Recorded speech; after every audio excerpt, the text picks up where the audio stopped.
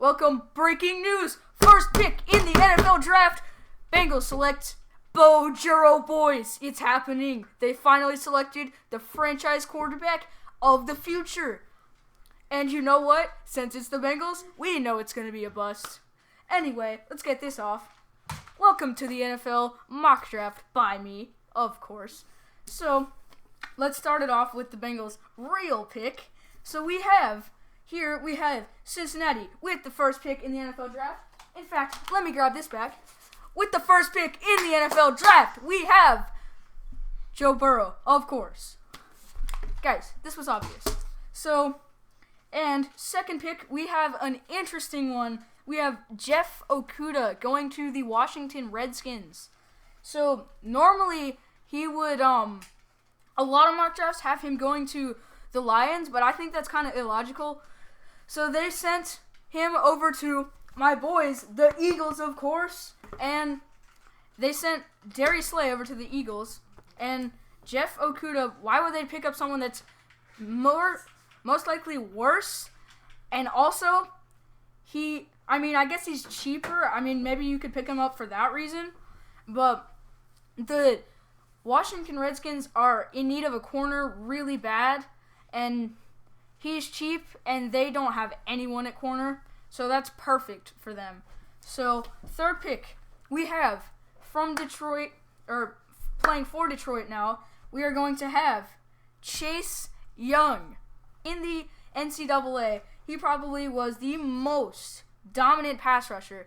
And I think that he's going to be able to play great for Detroit, a team that really needs a pass rush. They've struggled mightily at pass rush ever since Ezekiel Ansah stopped playing as good as he did. And, now he's on the Seahawks, so they desperately needed a pass rush, and now they have someone that's good for a little bit of pass rushing. So, now, at pick number 4, we have Mekhi Becton going to the New York Giants. So, he's going to help out the Giants tremendously, as Daniel Jones really needed some help at offensive line.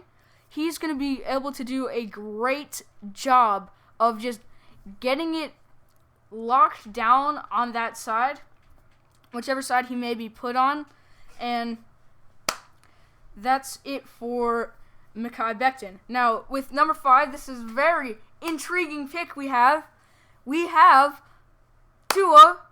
I don't even want to say his last name because I know I'm going to butcher it. Tagovailoa. I think that's right. So this is kind of just an obvious pick. It seems like the Dolphins are in big need of a quarterback.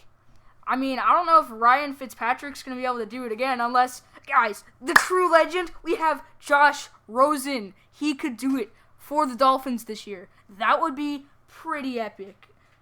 And now, so after the Dolphins take the Tua guy, the Chargers are going to take Justin Herbert, another quarterback out of Oregon, won the Rose Bowl this year, and he'll have good weapons around him, and I think he'll be able to play pretty good because, he's just going to be in the right place, in my opinion, and that's going to be it for him. Moving on to number 7. And yes, I only have 2 different NFL teams' hats, so this is why I'm doing this. With pick number 7, going to the Panthers, Isaiah Simmons.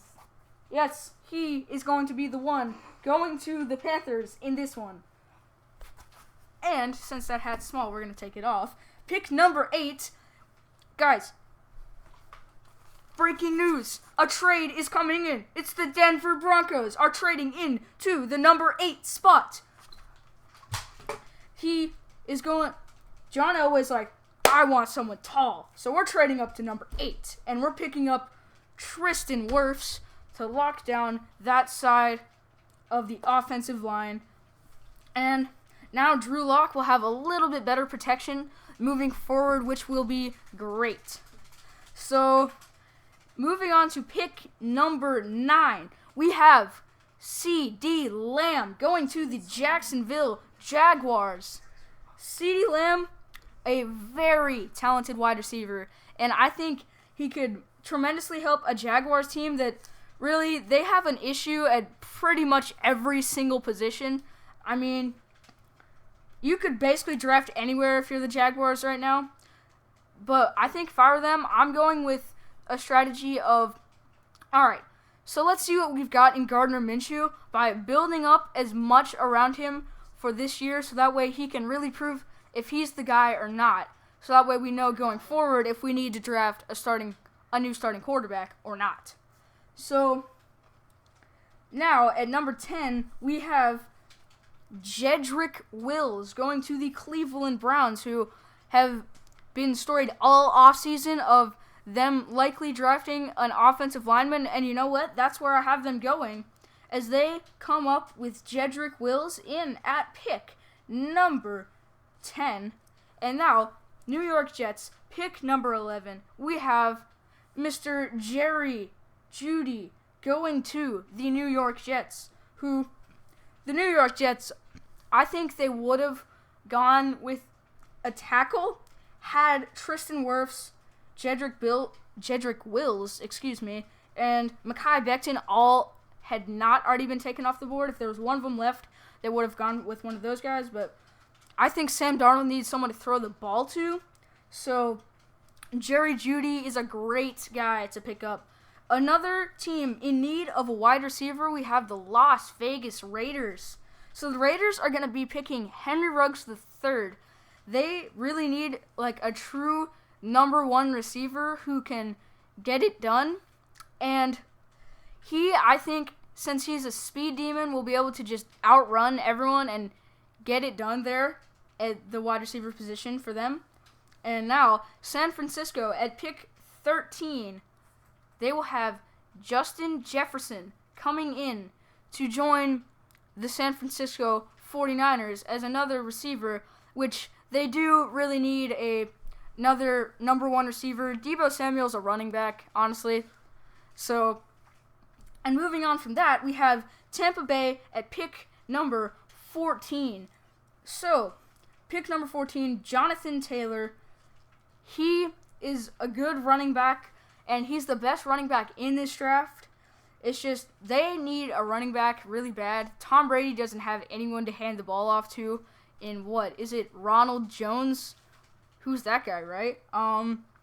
So that's going to be that for Tampa Bay. Moving on to what would have been the Denver spot, but is now Arizona. We have Javon Kinlaw, who I had before Arizona traded down to number 15. I still had them taking Javon Kinlaw. He's the first interior defensive lineman taken in this draft. And moving on, pick number 16, the second interior defensive lineman taken, we have Derrick Brown. So another very strong interior lineman who can get off of blocks and absolutely wreck running backs, which that's going to be really helpful for Atlanta up front.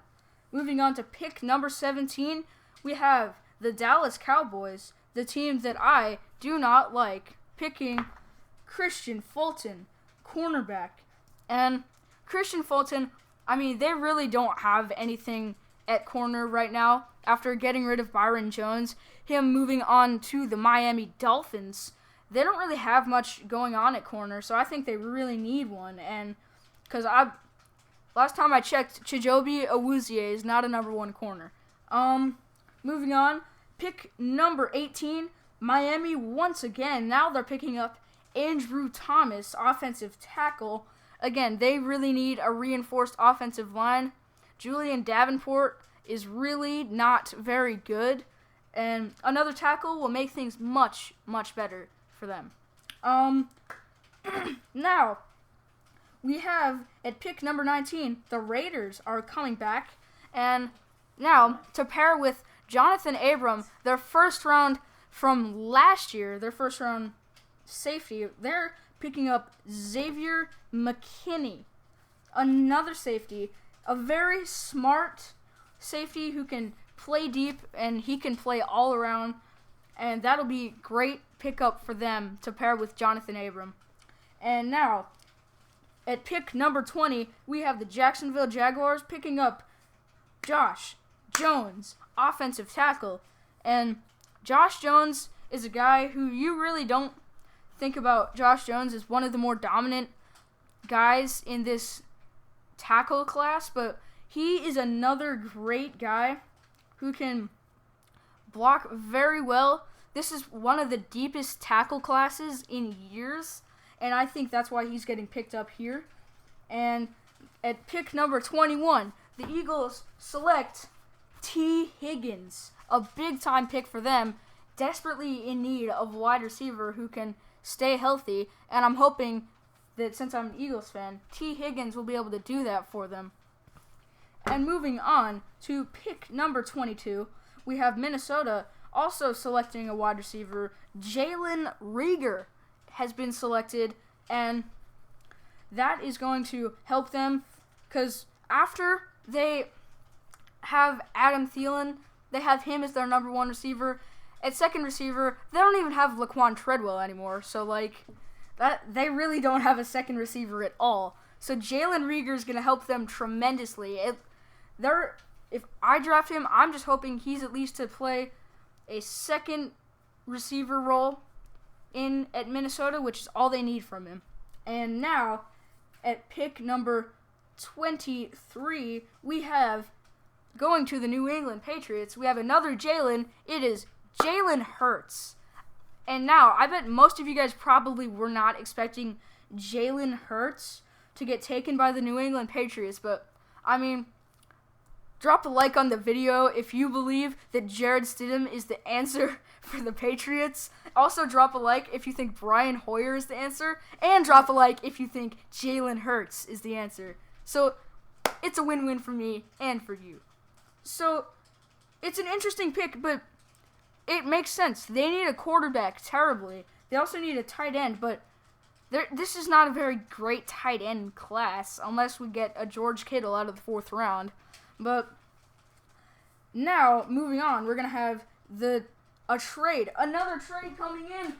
Incoming. We have the Texans trading in to the number 24 spot from the New Orleans Saints, and they will be picking up corner C.J. Henderson. And the reason they do this is they've got to get into the 1st round and pick a corner. Their secondary is awful. Awful. They need one really badly. And I think that C.J. Henderson is a guy who can really evolve into a lockdown corner over out in Houston, which will be really good for them. Maybe Bill O'Brien will actually make a good move for once and keep him on the team.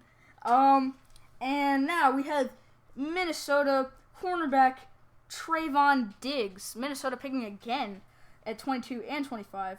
They picked Trayvon Diggs. Again, they paid a lot of money to their safeties, and Mike Zimmer, a head coach who normally, he is a guy who really relies on his defense, and he's known for having good corners, and I've heard that it's either he's going to keep the job if the corners, either he gets them to step up or he drafts someone who can get the job done, which I think that Trayvon Diggs can do it for Minnesota.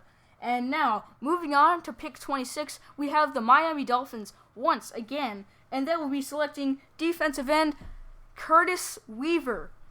They also need some pass rush, which that's very important.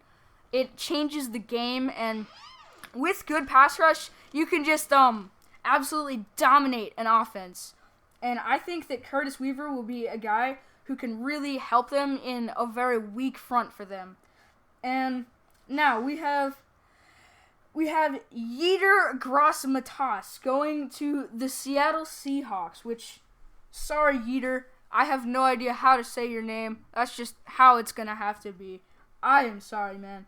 But once again, Seahawks, they haven't re-signed Jadeveon Clowney yet. They don't really have a dominant pass rusher, which that's kind of weird because usually these Seattle defenses have had dominant pass rushers over the last few years. And last year was not really that. Jadeveon Clowney was hurt for a long while, and that's going to make me move on to number 28 pick, Patrick Queen, linebacker, headed to the Baltimore Ravens. They have a lot of veteran inside linebackers who are a little bit injury prone or just maybe not the best. So a young talent in Patrick Queen will really be able to help out this Baltimore defense. And now, pick number 29, headed to the Tennessee Titans. And now that they weren't able to pick a top-end corner because of Houston moving up in the draft, they decide to go for a new right tackle, and they end up going for Mr. Ezra Cleveland, who he showed a great combine. By the way, you should check out my combine review video. I talked about him in that video. I will hopefully put it in the description. Hopefully. Anyway, great tackle. He's done a great job in the combine, and I think that'll get him a high draft spot, and that's why he's here for the Tennessee Titans. Moving on, Green Bay Packers.